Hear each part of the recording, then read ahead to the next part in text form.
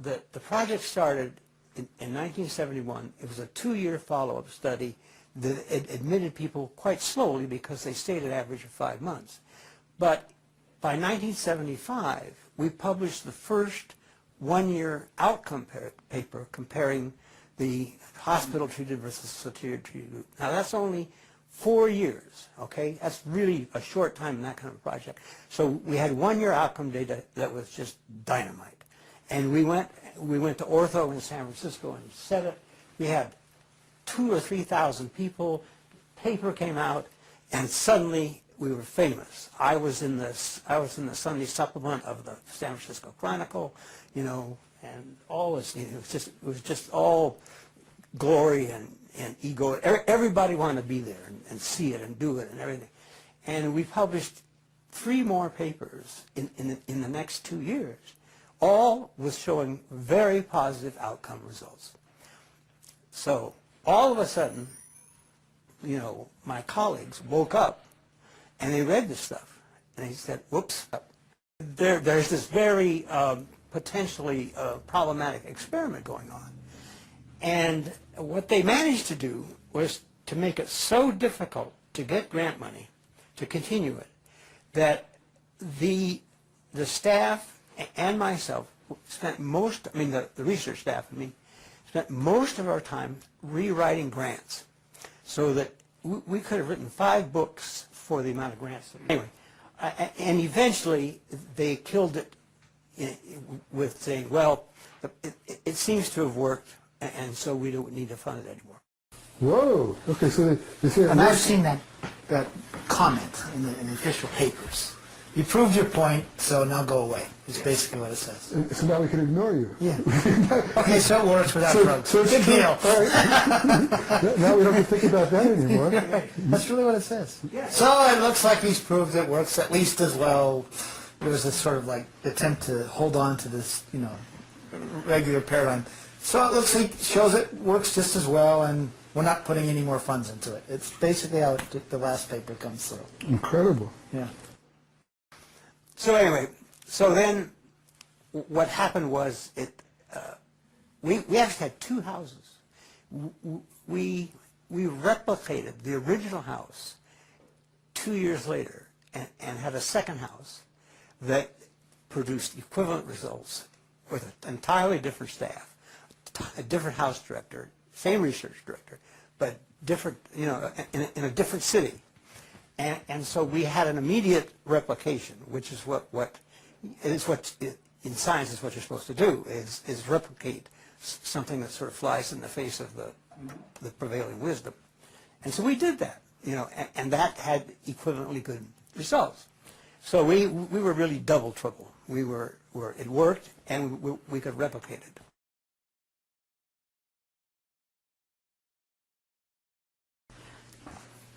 So okay, so then people wanted you to go away, but which people? I mean, at that point, the pharmaceutical industries didn't control NIMH, did it?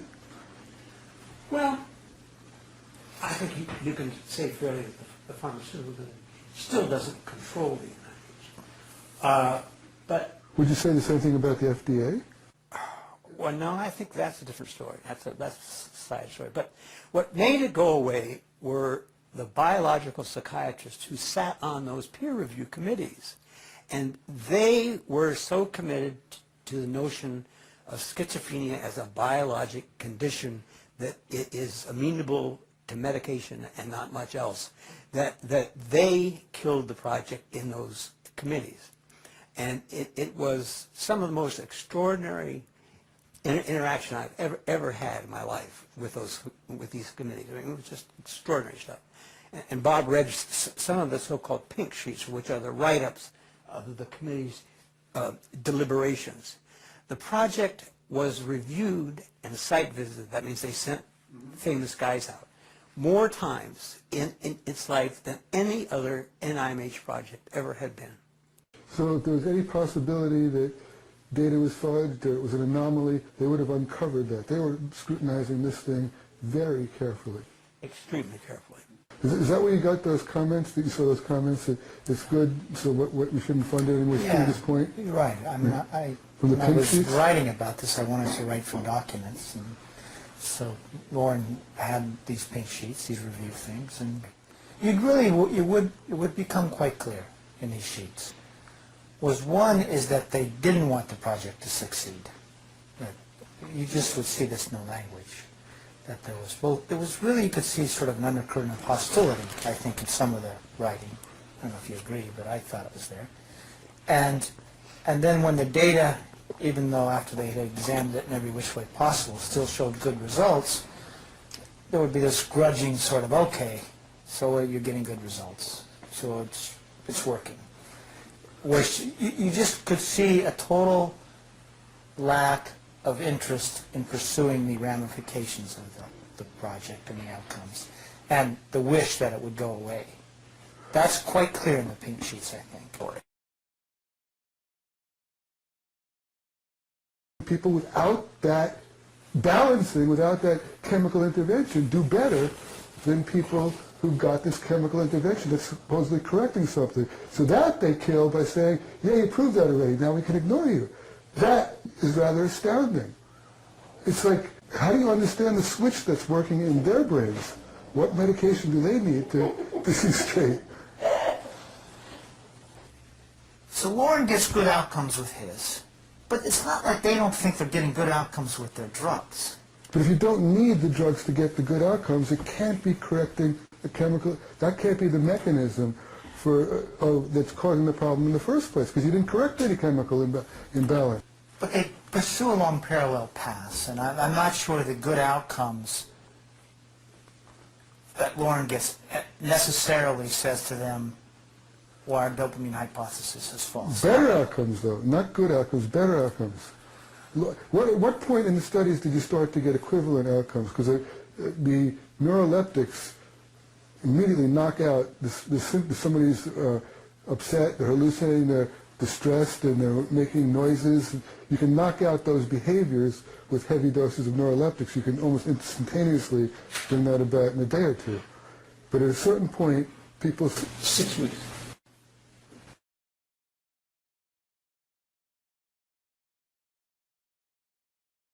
Can you recap the question? Well, the question is, you know, what researchers know among themselves in terms of what the drugs do, and what might be a cause of schizophrenia, etc. So you go to the Zyprexa.com website and it says Zyprexa fixes a chemical imbalance, okay? So that's one story out there. But now I go to Science magazine, okay, which is a story that they're telling among themselves, and we're talking biological guys, Steve Hyman, Carol Domingue, etc. And Science journalist says, what causes schizophrenia? And they respond, we don't have the slightest idea. That's January 17th, 2003. So I think the precise thing is the mechanisms are totally unknown. So that's the story, and that's an accurate story, I think. So this description at the Zyprexa website about how... It's a marketing thing. The people who are doing the research could not in any way support those kinds of statements. Absolutely not. And I asked a guy from Janssen, which makes risperidone, why do you make these statements? It's like insulin for diabetes. He says, well, it gets people to take their drugs. It's a story that they can understand. That's what they tell you. And I said, so it's not real? They said, no, of course not. We know it's much more complicated, etc. But it's a way to get people to take So their this is a drugs. guy who's writing the lines and putting those lines This together? is a guy, for example, that was big in risperidone research. In fact, he was the top guy. And I said, you can't use that. He starts screaming at me. He says, you know, you can't use that. But at that point in the interview, he's saying, no, it's just it's a simplistic. And you know what the guy from Janssen told me? There's no such thing as schizophrenia per se.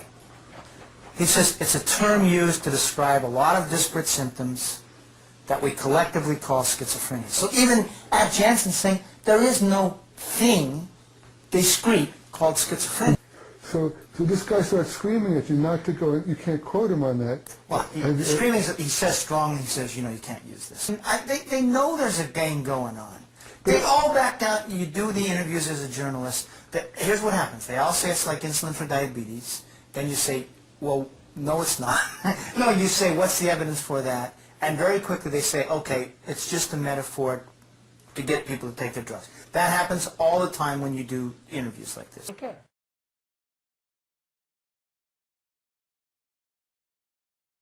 Right, but this guy who's telling you that it's a good way to get people to take their medication, this story, this fairy tale that they're writing, inventing, he doesn't feel that there's any obligation to tell the truth then. No, because he believes the drugs are good, or at least so that they're effective. Well, okay, now we get to that point, then how do we go back to Loren's research that shows that without drugs we can have better outcomes, and we haven't even talked today about the damaging side effects of these drugs, the serious damaging side effects. Yeah, no, well, I mean, the thing is, it's not just Loren's study, okay? First of all, Loren replicates it, but it's not just one isolated study. The WHO data, too. Well, there's the WHO data. There were two other studies in the 1970s. You mentioned one that started in '69, Rappaport's study. Okay. I only can find, here's how compelling it is. First of all, there's 3 studies of this sort, in generally that I could find, NIMH funded in the 1970s, that took newly diagnosed patients and either put them on standard drug care or some sort of experimental form of care. Soteria House was one. Rappaport and the one your wife was talking about the other night, Will Carpenter's study. In those 3 studies, each time the relapse rates, which is the rehospitalization, how are we going to define relapse, okay, but generally, return of psychotic symptoms, etc., to some level. Each time on that target symptom, so we're looking at, this is the target symptom that the drugs are supposed to improve. The most important It's the reason for the drug taking. And each of those 3 studies, the relapse rates were higher for the drug-treated group. So it's not just Loren's study here that you've got to ask why they didn't pay attention to. And again, we're talking about a target symptom. Now let's even go back in the 1960s, the first NIMH study that launched this whole revolution. So in 6 weeks, there's 2 things that happened. It's like a 9-hospital study. It's, I think, published in '63 roughly. At 6 weeks, they say, you know the study. The drug-treated patients are doing better. Who paid for this study? This is NIMH. Okay. So we've actually got 4 arms. Okay, we've got 3 drug-treated groups with a neuroleptic and a placebo arm. And after 6 weeks, they say the drug-treated groups are doing better. Okay, by whatever their outcome variable is. And this actually is the moment that the drugs, in my mind, where they talk about the drugs differently. They're no longer tranquilizers. They even say this in the report. They're anti-schizophrenic in kind. So we're moving drugs that came into use for retarding motor movement, making This is the people move from lethargic. tonic to bullet. To bullet. That's the moment. And they say this. They're not tranquilizers. They're anti-schizophrenic in kind.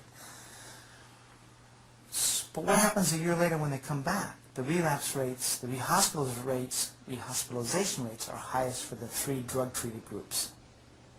So that's also telling us on the target symptom that something's going on with those drug-treated patients that's causing some biological change that's increasing their vulnerability to relapse over time. So all I'm trying to add here to this conversation is it's not just Loren's study that has to be ignored. There's a body of evidence, and then the WHO evidence comes in, that adds to it. There was who was the guy who replicated your study in Switzerland? Chompi does his Soteria House in Switzerland, and he writes, surprisingly, so in other words, if he has a bias, it's still towards the drugs. Surprisingly, those patients who received no or very little medication had significantly superior results. So it keeps adding up, and I think the point is, it's not just one study, but it's something that repeats from all these different angles. And now you have to ask the question, why is it ignored? It actually isn't so surprising. You would think that somebody who gets better, who doesn't have a drug to attribute their getting better to, is going to feel more competent at resolving the problems if they start to come up again, feel that they did it, they can do it again, they can manage it, whereas somebody who had a drug handed to them is going to feel, it had nothing to do with me, I needed that drug. That's in fact what they're told. You need this drug, otherwise you're incompetent. So how are they ever going to feel competent and capable of functioning? I'm not sure you can answer this question. I keep trying to get at this question. Maybe you can't answer it, which is, with all this evidence, with the known damage and the side effects, how do you understand how these people continue to tell this story? I think most simply put, the word is capitalism. Just self-interest. Yeah. I mean, drug companies, self-interest. That I can see, but the people you're talking about are true believers. Yeah, because they now feel powerful. Because they now feel like they have bullets. Their religion follows what makes them feel good. So not that religion makes them feel good, what they believe, but what makes them feel good, they will then believe in whatever they need to pursue that. To justify it. And it can't be questioned. The real problem with the field today, it is the fact that there is no discussion. There is no open discussion between people like myself or Bob. They would probably include Bob because he doesn't have the right credentials. But I have the right credentials. And they will not discuss the critique that I have of their, what I call religion. And they just, it's closed out. It's just, their minds are made up, and this is the way it is. And I am marginalized. I am never invited to do any psychiatric grand rounds in the United States, and I have not been since 1980, roughly, since 1980. And so I am kept completely at the margins. Basically, the way they deal with it then is they just refuse to talk about it. And they refuse to talk to people who bring it up. Or who disagree with them. Can I add an anecdote that Loren told me the other night at dinner? Loren organized a session at the World Psychiatric Congress in Spain in 2001. And, correct me if I'm wrong here, but data to be presented there came from a couple sources. One was from a guy named Alanen, who has been running a program in Finland for a long time now that involves selective use of medications. Roughly 40% of the patients in that group never have touched the drugs 5 years out. Very good outcomes. So here's a guy, respective, who's going to deliver a paper on 5-year outcomes on a program that involves just selective use of neuroleptics, not no neuroleptics. He's going to report results that we would die for here in the United States in terms of level of employment, low levels of rehospitalization. I think the figure was from years 2 to 5, 88% were never rehospitalized. Wow. Okay. I think the employment rate was roughly 50%, correct? These are people who had a first Episode breakdown. of diagnosis of schizophrenia. So a cure rate of 88%, basically. Well, cure in the sense of not being rehospitalized. Okay. Now, there was another paper, Bola was presenting his work as well, right? Yeah. Now, Bola had gone, he's a University of Southern California psych professor, and he had done a meta-analysis of all well-designed studies that took first episode patients and randomized them either into experimental care or standard care. And what he concluded was... This is worldwide, so you include all the all studies that he you could mentioned, find. right? He couldn't find that many, interestingly. Right. What, 8? Yeah. 8.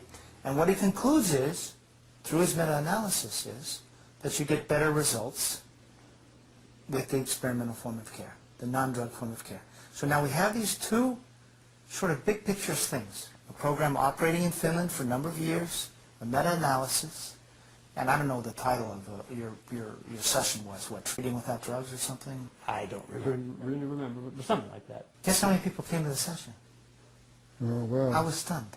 How many people at the World Psychiatric Congress? Probably 3,000. 3,000. I would guess that 600 would show up for it if I... Okay, 600 out of 3,000? Yeah. Okay, 5. 5? 5, right? And these, the presenters, I was the you know, what do they call it, the seminar convener. And the presenters were Bola, a guy named Johan Kuhlberg, who's a highly respected Swedish guy who was doing a low-dose study of first admission, and the Finns. And these are all very well-respected people, known in Europe, and the Congress was well loaded up with Europeans because it was in Madrid, and 5 people showed up. Did that include the presenters? No, You had an audience of... we had an audience of 5. So that tells you in terms of the level of open-mindedness. And this was just even, look at, a guy's not even, These guys aren't even talking no dose necessarily. Seriously? Kohlberg and Allen are just saying some do better with that and others low dose.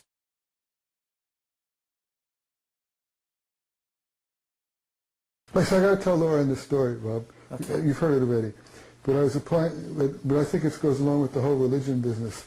I was applying for life insurance for $1 million policy. And, you know, when you do that, they send a phlebotomist out to your house to take your blood and make sure it's really you, and make sure the urine is warm, and answer all these questions. And you sign in triplicate and quadruplicate that you give them permission to check everyone, every person you've ever met and known, anything about you, about your medical history, and you sign that you're telling the truth, the whole truth, nothing but the truth, so help you God, or the insurance is not valid. So you answer honestly, because you know they're going to find out anyway. They're going to go and find out what you've been prescribed, what you're taking. And as the phlebotomist is leaving my house, she says, "You're the first psychologist or psychiatrist I've done this with who's not on Prozac or Ritalin or both." I said, "Wait a minute, don't leave, come back." I have her come back into my living room and sit down. "How long have you been doing this?" "Just a few minutes now. How long have you been doing this?" She says, 2 years. In Newton, where I live, it's got the highest concentration of psychiatrists and psychologists per block. It's a zoning requirement. You have to have one for every block. And for 2 years she's been doing it in that area, and I say, "How sure are you of this?" She said, "It's something that always struck me." And I started thinking after she left it, you can't get data like that.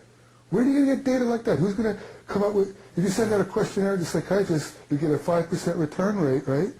And it's obviously going to be biased to people maybe who are more willing to admit to things. You can't get data like that. It was statistically significant, the number.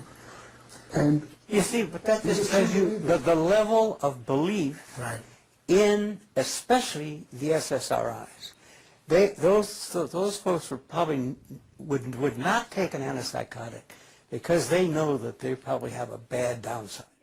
But they will take an SSRI or speed. Speed, for some people speed kills, and for other people it makes you just as happy as a clam, and you can work like a dog. And the SSRIs give you, when they work, you have this attitude, oh, who cares? Right. That's the attitude. And that's the mechanism of action. That's the mechanism of action of the SSRIs. But the problem is when you put that with another of their mechanisms, another thing that they do, which is cause this thing called akathisia, which is a tremendous mental and physical turmoil that you'll do anything to stop, okay? You combine that with the I don't care and put that in an adolescent whose mechanism for I don't caring is already not quite firm, and you have school shooters. And so what you have there is the vast majority of the school shooters in the United States have been taking SSRI. oh my God. You go and you look at, there was a guy in Watertown. What was his name? The guy in Watertown that went back to his company and shot a bunch of people? Yeah. Wakefield. Wakefield it was. Okay. Yeah. He was on an SSRI. And they are drugs which make people who have never been suicidal or homicidal that way. I thought the story was he was off that week. Yeah. Okay, so he was having then a withdrawal reaction because they're addictive. And so when you're addicted to something, you get this crazy going off. I don't know if any of you have ever been around heroin addicts when they're coming off, or cocaine addicts when they're coming off. They can be very violent people. So anyway, those drugs are really quite dangerous for a percentage of people who get these two things combined, the akathisia with the I don't care. So, kill you, easy, and you know how kids are anyway. They're impulsive and they haven't got a good, fully formed conscience, so you might imagine. But it's also true in adults. There's been, every time I read of a sort of, it seems like a random multi-person shooting, I always presume that person had just started a SSRI or had just stopped.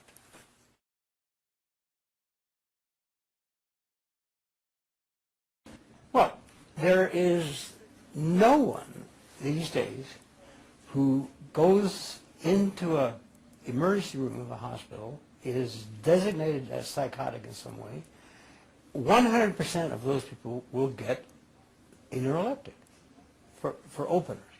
Okay, the typical career of the first time, he or she will be taken to an emergency room, and he or she will be labeled there with some kind of, I just use psychosis as kind of a generic term, and he or she will receive a neuroleptic, maybe by injection, maybe orally, within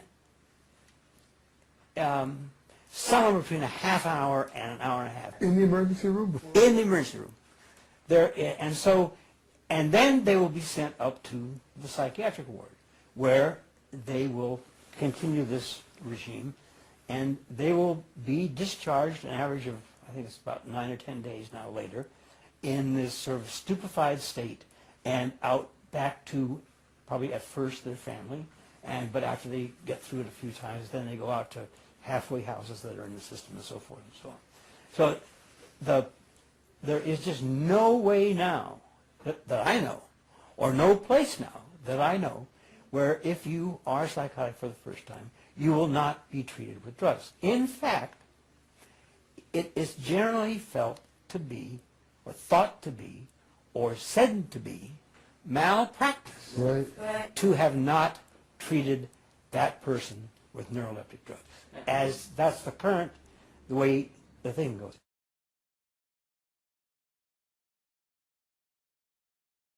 Who gets to draw that line? Some clinician in the emergency room? I mean, some emergency room doctor starts this ball rolling, upon which, and it sounds like there's kind of a snowball effect, and then the people are... Now, the emergency room doctor may be the one that does it. It may be the consulting psychiatrist who's called in who does it, or it may be the psychiatric trainee, the resident, who does it. But someone will do it within very short order.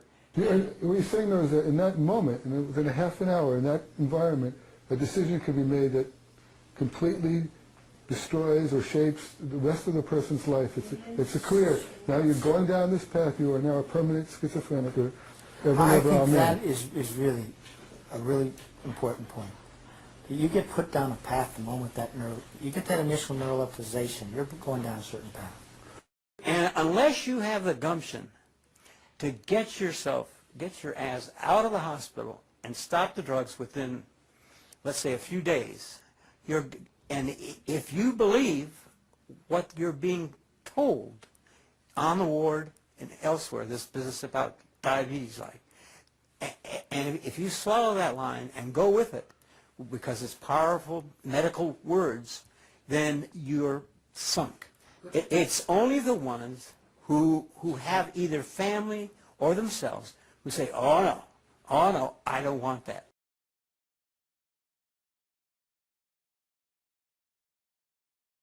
But the other side of the problem is there is tremendous human distress, disturbance, pain, whatever you want to call it, that's going on, that needs some kind of care, that needs something to sort of reduce that pain, to reduce that disturbance, to bring people sort of down, if you will, if you want to use the LSD trip as a kind of a metaphor. You need some people around you to help you, to support you, and so forth and so on.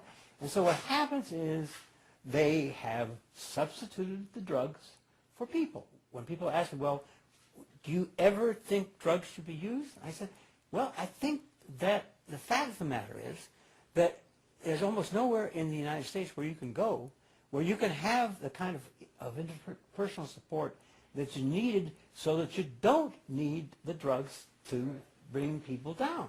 It's just the pills have replaced people. And one of the points you make in your 99 paper is that people would be cheaper in terms of, it's not cheaper than a pill to provide people. It's expensive to provide people instead of a pill, but over the long haul, the cost to society in actual dollars and cents would be cheaper to provide people in those environments than to get people on these career paths with neuroleptics.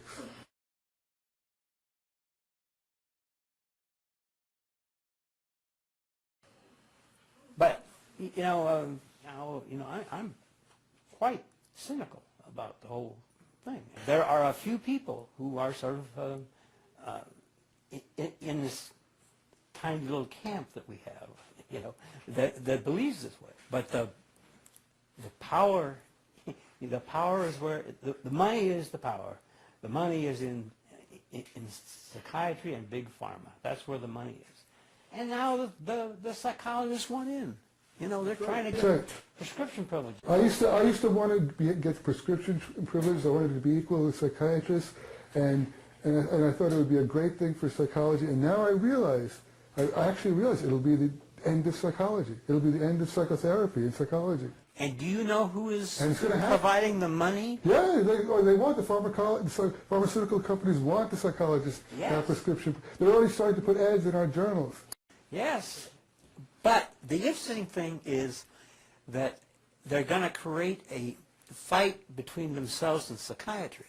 Because when the psychologists went for it in New Mexico, the American Psychiatric Association spent a fortune fighting the legislation that the big pharma, who is their real owner, is supporting. Whoa! The dogs are biting the hands that feed them, and vice versa. The reason is, of course, if psychologists can prescribe, why go to a psychiatrist? I mean, there's no benefit, right? Right. I mean, they're actually probably better off. Psychologists are better trained. The more prescribers you have, the less you're going to be able to charge for doing that. Keeper of the magic pills. Right, exactly.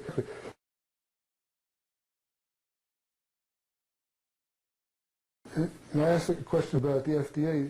My assumption is it is controlled by the pharmaceutical industry at this point. Well, they pay for half of its budget. Aren't the people on the staff of the FDA half of them former drug company employees or vice versa? There's a lot of back and they forth? get back and forth. They go back and forth a lot. Half of their budget is from the companies that they're there to supervise. If that's not the fox watching the chicken coop, I've never heard of it.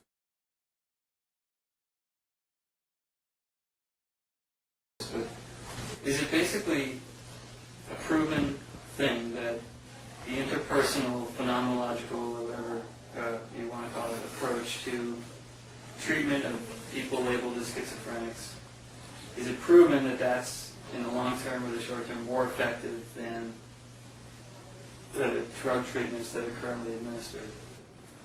And if so, why hasn't that caught on? Why has that not become the mainstay?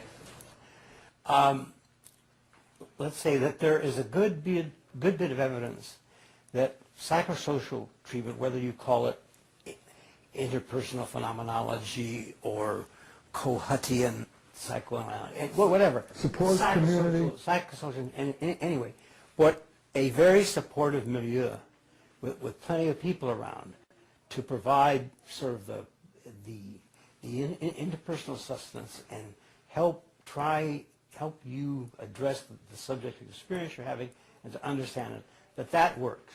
It does work. And in the long run, you're not subjected to all of the bad adverse consequences of the drugs. Okay? Why hasn't it caught on?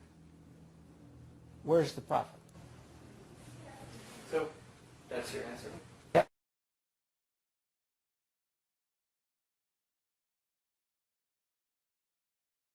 Can I add just one thing to this about the evidence for this? You also have to ask, maybe one size doesn't fit all. And this came out, the May study, of course. One of the very first studies compared 5 different forms of care. It was like drug, milieu, psychotherapies, electroshock, and I forget the other one. But the point is, I think it was 59% of the patients in the milieu group treated without drugs were discharged, okay, in a certain period of time. Within a year. Within a year. And when they went back and looked, and correct me if I'm wrong, the group that was functioning best among all the different successes, so a certain number of drug patients were discharged and a certain number of ECT patients, etc., were the milieu patients treated without drugs. So among that group of successes, that was the group faring the best. So my point of this is, it may not be that, whatever you want to call it, psychosocial therapy is going to be the best for everybody. But what I think the evidence is quite clear over many years is that there is a group of patients that come in, if not treated with drugs right away, not put down this path, that they're going to fare the best, they're going to recover, they're going to get on with their lives. And that goes to the first episode as to why you've got to avoid immediate neuroleptization, is you've got to have this group segregate itself out. They're ones that can recover, get through the schizophrenic break, and not go down the drug-based life. Based on your review, both of you, what percentage? I think it's at you least 50%. It seems like it was higher than that. You said I'm being cautious. 50% after one break. I thought you said a few go through a second and third and then don't have any more. Yeah, and if you look at the long-term studies that occurred before the advent of the neuroleptics, in places where they got good social care, which was mainly in Switzerland, on the order of between 60 and 70% had good social recoveries at 30 years. And there were no neuroleptics to give them. They just gave them good social care. And we're talking about 2/3 approximately. Yeah. Is And that I would fair? agree with that. I was just being cautious. it might be that the other third who don't do well, maybe a short course of neuroleptics would in fact, help them. That's what Bob's saying. One size doesn't fit all. But you can't at this point know in advance who the ones are who are going to get well without drugs. And basically by taking everybody and giving them that one-size-fits-all cure, which is the neuroleptics, and a permanent label and a belief system that it's biological and an imbalance, we're destroying 2/3 of the people who could get better if they weren't. Yeah, I think that's the problem, is you're converting that group that could recover into a chronic patient.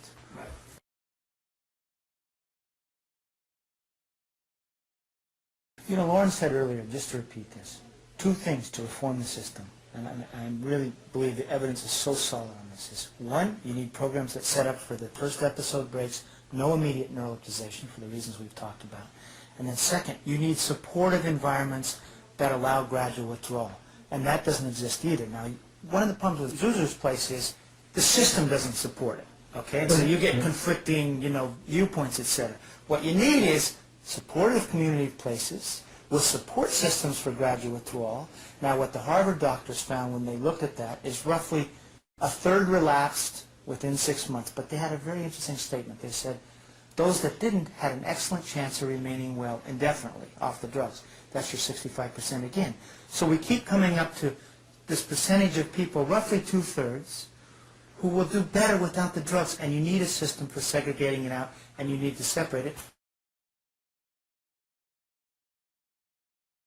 And then Loren's going to talk tomorrow night to a group that's trying to set up the Soteria house, correct? It'll be interesting to see whether there's any money behind it.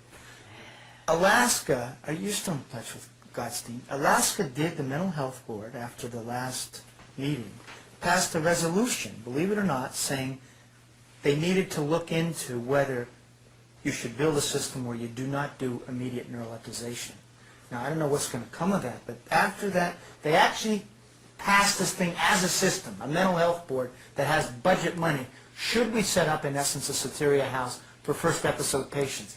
To my mind, that is the most hopeful thing in the country, because it would come with some blessing of a mental health board and therefore theoretically money and support system.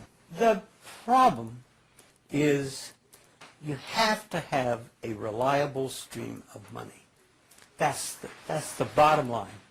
And at this point in time, the reliable streams of money come from the party line. From those who control those streams of money are basically bureaucrats who believe the party line. And so to fund a Soteria-like place would be, as far as they were concerned, would be them funding malpractice. But actually, the pharmaceutical companies would fight them, would try to get them out of power. And the drug companies will fight it because they have a system that mandates continual care, lifelong care, and it's been very successful.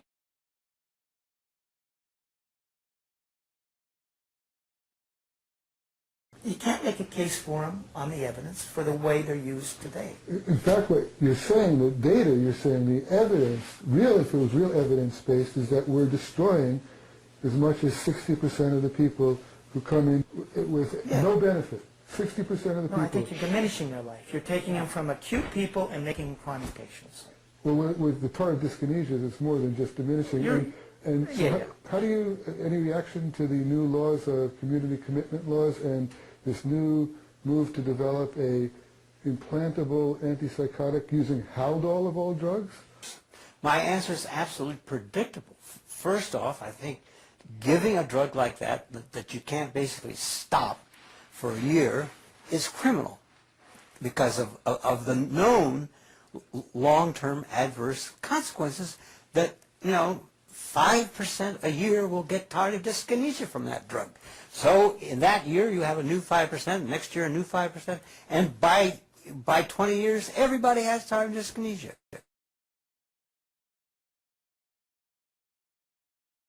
Coercion. Don't get me started about that. Where psychiatry is the only part of medicine that can force people to take treatment against their will. But why are we forcing people to take these toxic substances? I mean, it's a crime. It is a crime. Yes. That's the bottom line. It's criminal. Yeah, this is sort of related to that. It's also sort of a question directed at, I think you cited a statistic that something like, well, just that a huge percentage of schizophrenics in other countries recover without any form of medication, and the United States has one of the sort of worst rates of recovery because of the system we have. And then I heard you just say that sometimes these drugs do, I don't know if you meant that they cure people or if you meant that they have a place in medicine, right? That they do have some curative effect or something, but I mean, that's sort of, all I've heard so far is that, you inject them into your body and it feels like concrete, or you just have these awful, deathly sort of experiences. I mean, so do the drugs in fact work sometimes, or is it true that our system is just caught up in this mindset and people actually do better elsewhere without any medication at all?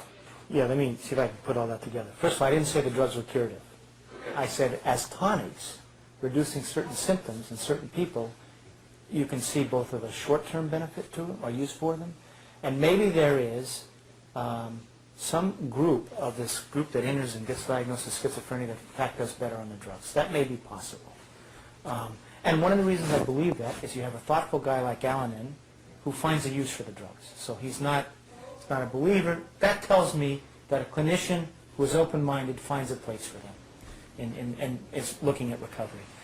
In terms of and by the way, and again, correct me if I'm wrong, Alan views them as things to knock down symptoms at certain times. He waits 3 weeks with everybody, and if something is needed during that 3 weeks, they'll use a benzodiazepine like Valium or Ativan, and then at that point, they will then make a decision, and it's always a short-term collaborative decision to use the drug in a low dose and to try and withdraw it as quickly as they can. And it's for those people who in those 3 weeks have really not gotten any better. So it's a subset of the original. In that period, if someone's out of control with their behavior, the benzodiazepines work as well as the... Oh yeah, they're very good at that. And there's evidence for that, by the way, too. Yeah, so there's no need at all for, in that 3 weeks, they can definitely go the 3 weeks without starting these drugs. Yeah. Yeah, that's been their routine since 1968.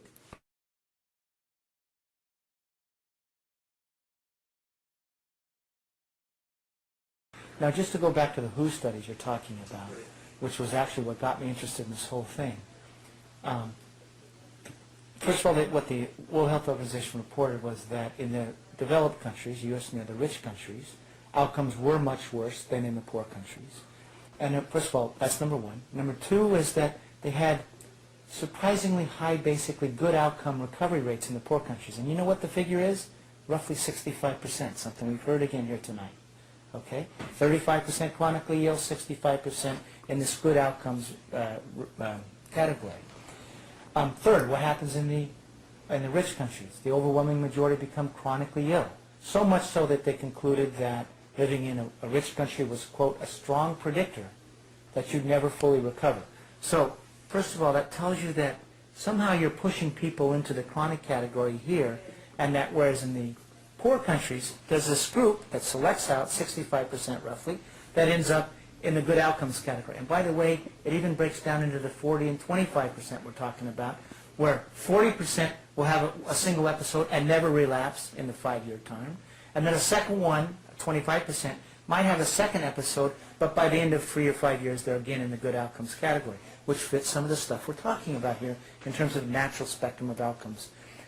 Now, they did not, it's not that they didn't use the drugs at all in those poor countries. What they found, the WHO investigators, was that only 16% were regularly maintained on the drugs continuously. So again, here is maybe they were using them in some sort of symptomatic manner. They were. Selective. It wasn't a no-use thing. It was that they didn't believe the paradigm at that time of keeping people on continuous. Now, interestingly, those studies really were done in the 70s, and I was talking to a person from India, who in fact was diagnosed with schizophrenia, completely recovered now, and he was treated without drugs, and in an Ayurvedic tradition, but he says it doesn't exist today in India. That in fact the Western medicine, that selling of that paradigm, of our paradigm of medicine is so powerful that in fact in India today you're getting pretty much the Western paradigm of continuous use of the medications. And that old form of care that was so successful is being lost there as well. Now, that was an N of one person telling me that, but I know they've been marketing this story very hard in third world countries, so I wouldn't doubt it. And the fact of the matter is, in the WHO studies, the people who were studied had to arrive at a mental hospital. And once you arrive at a mental hospital, you're in Western care. Yeah, Western care. And even though you're a mental hospital in Colombia, South America, it's still a mental hospital. And so for that, in the 70s, virtually all those people got neuroleptics. But what was different was when they left, they stopped them. And only 16% across the 3 countries were maintained continuously on them. And that probably has to do with proximity to the hospital. I'll bet you a nickel. You know? So in other words, you could say that the story is once they escaped the Western form of care, next thing you know, you saw the better long-term But outcomes. that's what happened in the Vermont long-term follow-up Yeah, study, same right? thing. It's the 1/3 that stopped taking their medication, stayed away from psychiatrists and hospitals. That's right. That, And by the way, the 16% they admit is probably high, because when they actually looked at Nigeria, some people were saying that they were taking the drugs, Right. and then they in truth weren't. And in fact, they think it's really, once you factor that in, more like 10%. So do you believe those statistics? It seems like an incredibly important statistic. I mean, Yeah. anyone concerned with this issue of I mean, first of all, I do believe that is undoubtedly the case, that once people, and Loren's point here is, they were entering an intersection at the moment they entered the study of Western medicine, in fact diagnosed by Western doctors, or at least by Western trained doctors, excuse me. But then undoubtedly, once they left the hospital, they were back into that other culture. So yeah, I believe that it's, by the way, Loren talked about replicating the study. They replicated that study. They did it twice because they were so surprised by it. They couldn't believe it. They couldn't believe it. So do I believe it's real? Absolutely, I believe it's you get real. the same result the second time? Yeah, exactly. Just wrong? And they were trying to explain away the results of the first study. That's Who right. did the research itself? It was WHO. It was a 8-country collaboration. But it was the same standards of research that are done for here in the United Yeah, States? it was Western trained, and in fact, in response to the first one, they wanted to, because the question was, well, are you diagnosing different people? Are you comparing apples to oranges? They made sure it was by the same diagnostic criteria, Western criteria, and they even divided it up in the second time into subgroups of patients by symptoms, and you still saw this disparity in outcomes. And again, what do we see here in West? It's the point is, but that's what we also saw with the Harding study, with the gradual withdrawal studies, with studies like what you've done.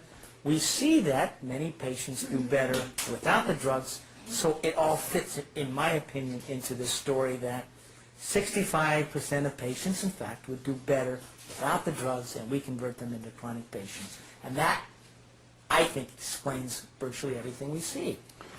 WHO data, the data before, etc.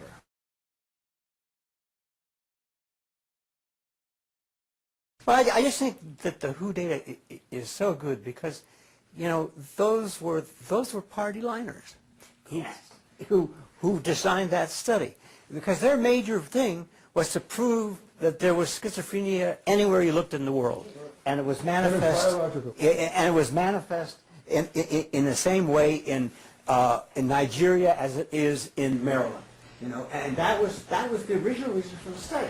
And they wanted to go and find schizophrenia in all of these, and then they had all this data at 5 years, and they looked at it, and I can imagine the consternation that went around. Now, luckily, most of the investigators in that study were old enough not to have been bought off by the drug company's biological model.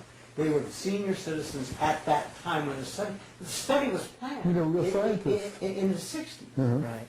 And so, and if you look at the people who were the pharmacologists who were doing work then, people like Jonathan Cole in this town, and those guys, they are honest. You know, they'll tell you the way it is. You know, and they are you know, later in their careers they maybe got bought off a little bit, but they are basically the old line psychopharmacologists who tell the truth. And you know, they're sort of respectable. But as time has passed, and there are more and more shills on the drug company case, you can't believe anything.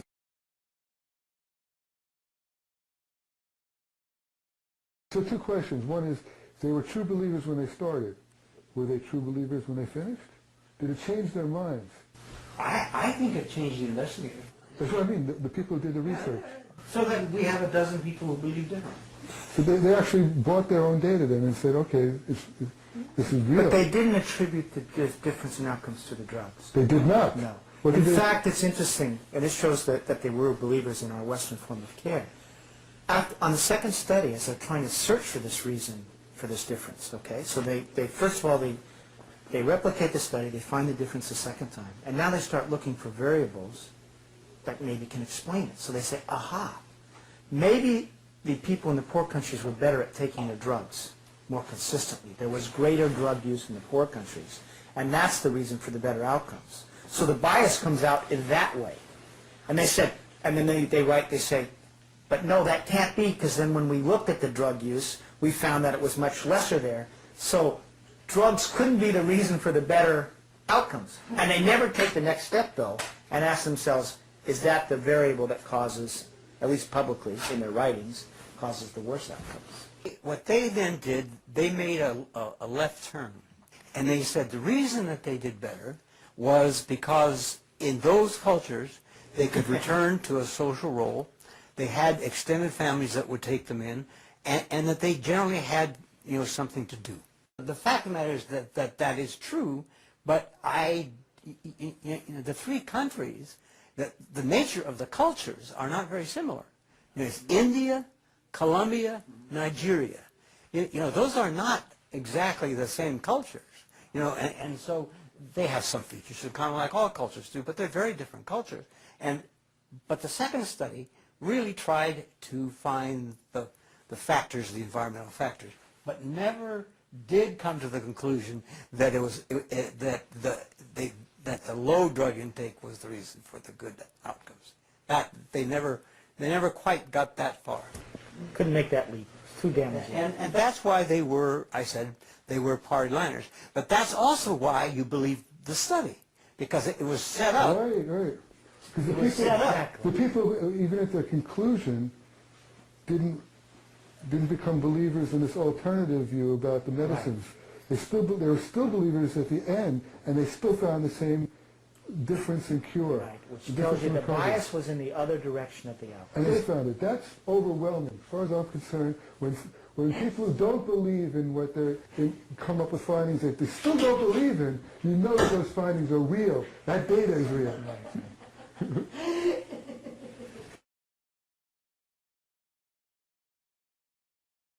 Well, you know, I'll give you the finding from the Soteria study that I didn't believe, was that at 6 weeks, the the Soteria group was as improved on a basic, level of symptom scale as the hospital treated drug users. You didn't expect that? No, I thought it would take much longer. I thought it would come out maybe at 6 months. But at 6 weeks, the Soteria environment was as powerful as the drugs, and that's when the drugs have their maximum effect, is 6 weeks. So knocking down the targets. In the first grant, I said that we don't expect at 6 weeks, which is one of the measure points, that the experimentally treated subjects will be as have as few symptoms. Where did you predict it when you were writing the grant? Yeah. When did you predict it would? Oh, I thought maybe around 6 months. 6 months. And that would have been consistent with the earlier NIMH data of the 63 trial, that, you get the short-term benefit and somehow, at some point there's a crisscross. So anyway, I was very surprised. And that's why I believe it, because I was surprised. Yep.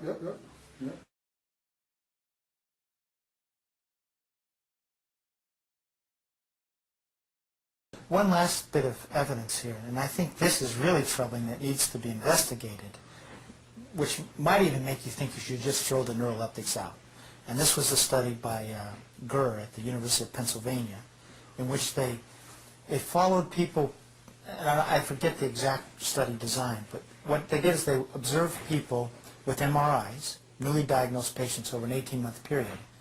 And what they were able to chart with the MRIs was an enlargement of the basal ganglia over that period, associated with drug use.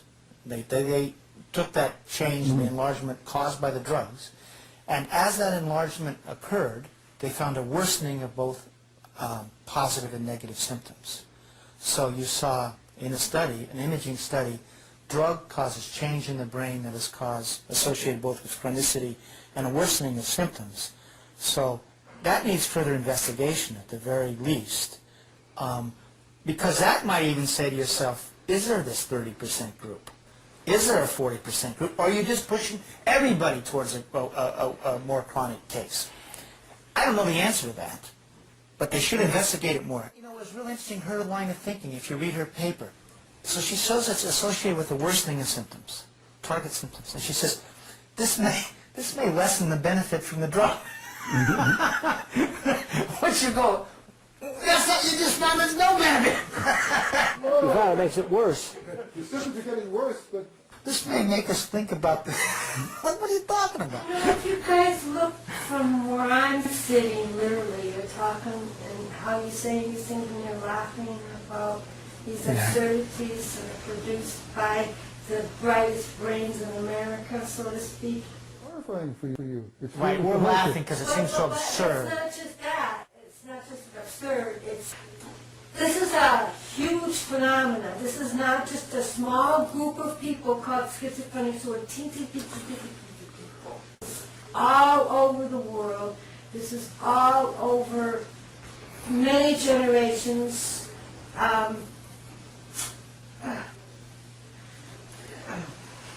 It Makes me cry. right, Even though I don't even think me. if we were talking about the Holocaust and the ovens that were being created, we probably wouldn't be Well, I laughing. don't know about No, that you- horrible you don't analogy, but it's you- pretty damn bad. But we're talking about numbers that approach those kinds of No, numbers. you're talking about a lot of lives lost. Over the time since let's don't talk about all the other shit Right, that's going on since the severe neuroleptic that Hey, came. listen, one How last... many people were we talking?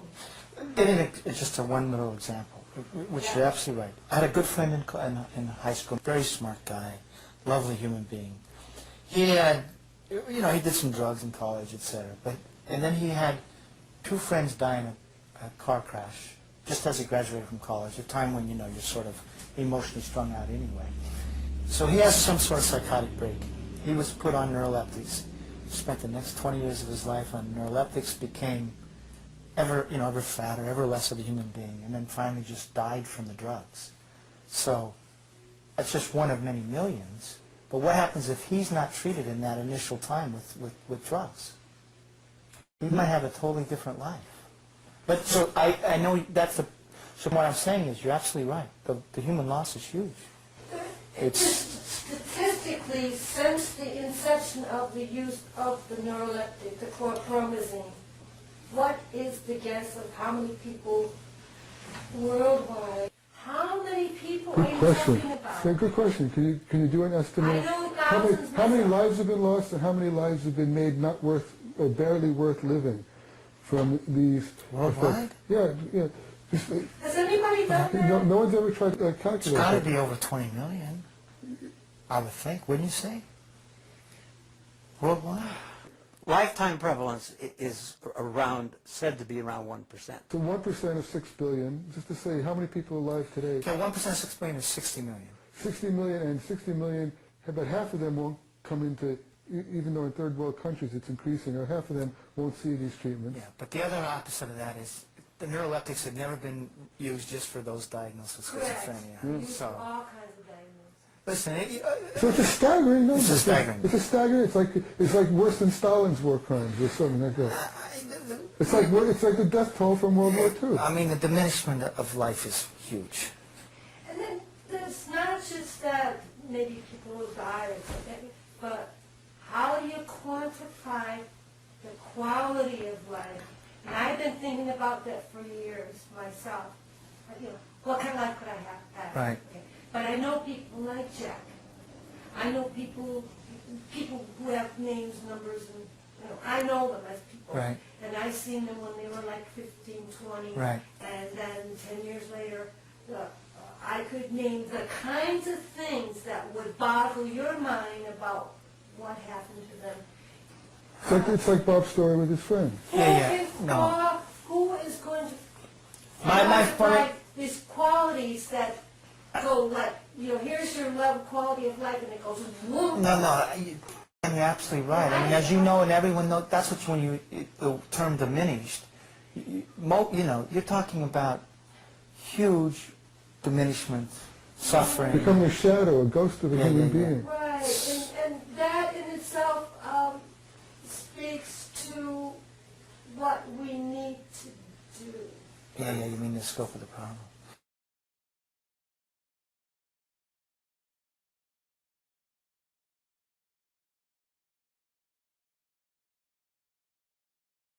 The last question, which would be, where are you going from here, personally? What do you see? What are you working on? Where are you going? And I write. I see people who are generally very disturbed and disturbing and don't want to be on drugs. I see a handful of such people. And I work for lawyers. are you having success? Thus far, I have not had a failure. Wait a minute.